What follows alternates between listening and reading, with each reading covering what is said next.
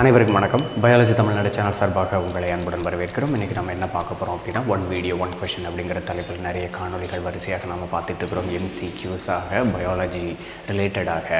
அதில் question number 15ல் நாம் இன்றைக்கி சந்திக்கிறோம். இதில் இருக்கக்கூடிய கொஷின் என்னது அப்படின்னு பார்த்தீங்கன்னா, auxin is used by gardeners to prepare weed free lance.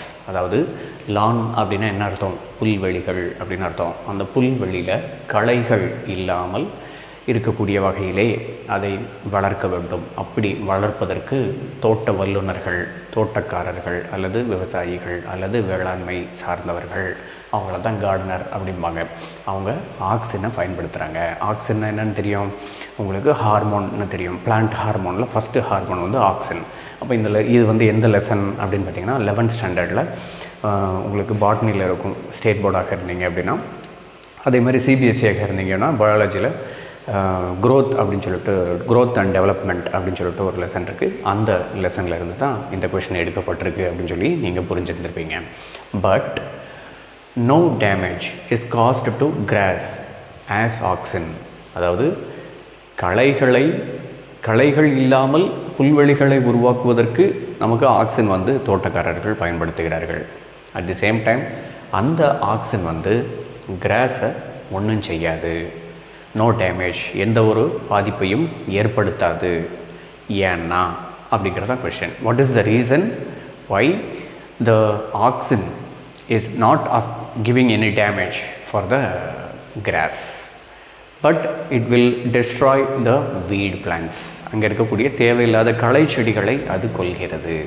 ஆனால் அங்கே இருக்கக்கூடிய புல்வெளிகளை அது ஒன்றும் செய்வதில்லை, எந்த ஒரு பாதிப்பையும் ஏற்படுத்துவதில்லை. ஏன் அப்படின்னு கேட்டிருக்கேங்க. இந்த 4ல் எது ஆப்ஷன் அப்படிங்கிறத நீங்கள் கண்டுபிடிச்சிருப்பீங்க நேரம். இருந்தாலும் உங்களுடைய CBSE புக்கில் இது எங்கே இருக்குது அப்படின்னு பார்த்தீங்கன்னா, உங்களுடைய 13வது லெசன் 11th ஸ்டாண்டர்டில் அதில் இப்படி ஒரு பேராகிராஃப் இருக்குது பாருங்கள்.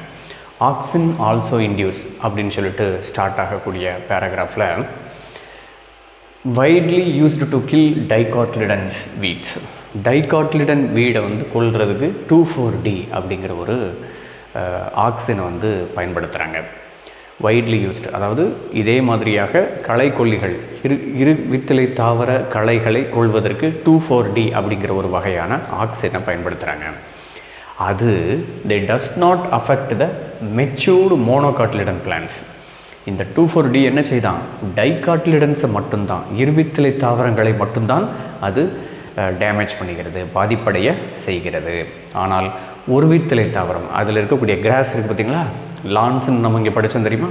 இந்த லான் அப்படிங்கிறது கிராஸ் அதிகமாக இருக்கக்கூடிய புல்வெளிகள் அப்படின்னு சொல்லி நான் சொன்னேன். அந்த கிராஸ் அப்படிங்கிறது போயேசி அப்படிங்கிற ஒரு குடும்பத்தை சார்ந்தது. அது மோனோகாட்லிடன், ஒருவித்தலை தாவர குடும்பம். அப்போ ஒருவித்தலை தாவர குடும்பத்தை பாதிக்காமல் இருவித்தலை தாவரம் டைகாட்லிடன்ஸை அஃபெக்ட் பண்ணுது. அதை மட்டும் டேமேஜ் பண்ணக்கூடிய auxin.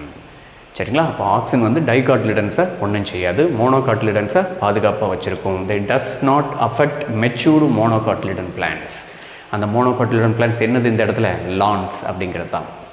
So it is used to prepare weed free lawns by gardeners. இந்த வார்த்தை உங்களுக்கு அழகாக கொஸ்டின்லேயே கொடுக்கப்பட்டிருக்கு. அப்போ அதுக்குண்டான ரீசன் என்னது?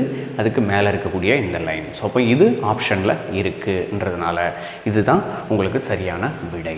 மேலும் பல தகவல்களை தெரிந்து கொள்வதற்கு பயாலஜி தமிழ்நாடு சேனலை சப்ஸ்கிரைப் பண்ணுங்கள். நன்றி, வணக்கம். பலருக்கு சேவை செஞ்ச நீயும் ஒரு ஹீரோடா.